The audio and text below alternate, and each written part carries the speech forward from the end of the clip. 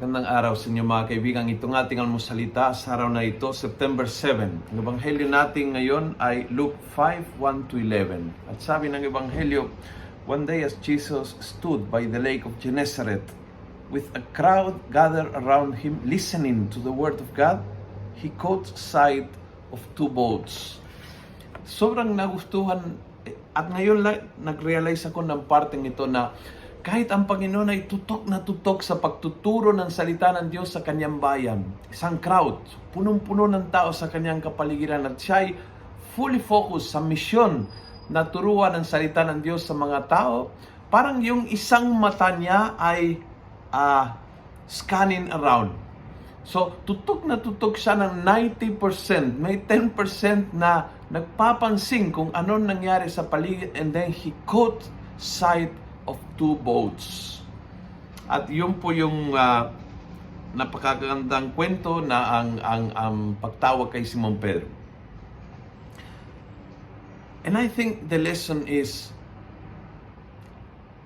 tandaan po natin na kahit anong bisyo, kahit anong focus, o kahit anong tutok ka sa isang bagay na ginagawa mo, na mahalaga, na misyon mo, lagi may natira ng konting attention para sa iyong kapaligiran dahil maaaring lilitaw ang mga bagay, sitwasyon, taong, problema o pangangailangan na hindi mo naisip, hindi mo na-imagine at hindi kasama sa iyong plano, at kailangan may natira kang attention dahil maraming beses God visits us in that 10%. Outside our schedules, our plans, our programs, maraming beses dinalaw tayo ng Diyos sa 10% na yan. So, keep an eye looking around. Focus.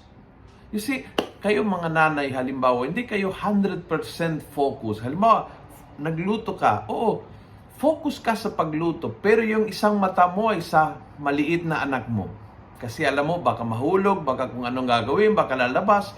And so, yung pagiging focus ng isang ina is holistic. Hindi lang sa isang bagay lang. Pagluto, kung lalabas yung anak, wala akong pakialam dyan, basta ako, pagluto, luto. No, hindi ganyan ang nanay. Hindi ganyan ang Diyos. Hindi ganyan ang Panginoon nating Jesucristo.